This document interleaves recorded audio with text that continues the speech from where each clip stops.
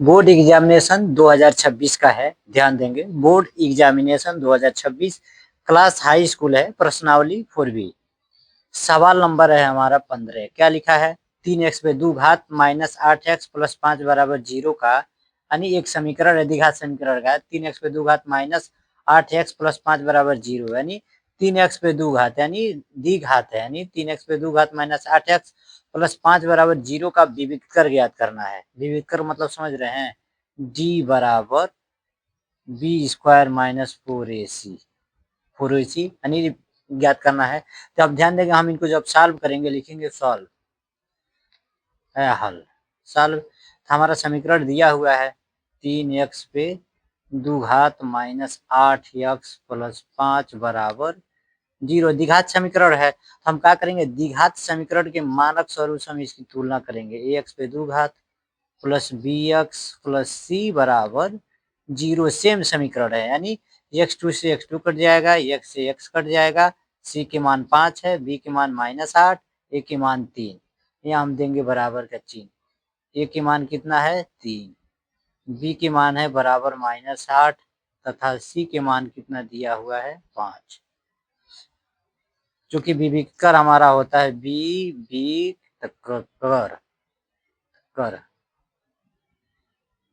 विविधकर d बराबर होता है b पे दो घात माइनस 4ac। अब ध्यान देंगे, हम मान रख देंगे, लिखेंगे मान रखने पर, मान रखने पर हमने क्या लिखा? मान रखेंगे किसमें?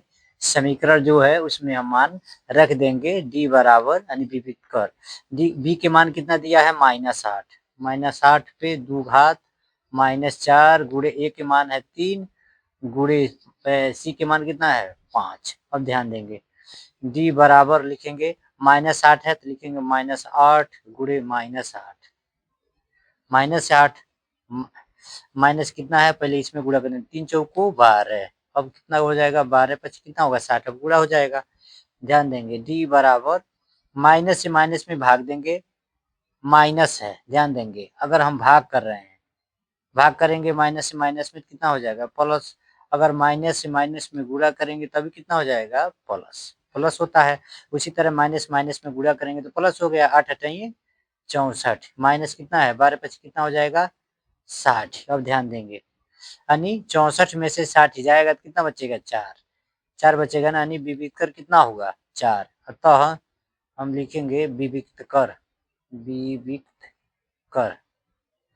d का मान कितना होगा? 4 होगा। ये हमारा आंसर हो जाता है दोस्तों।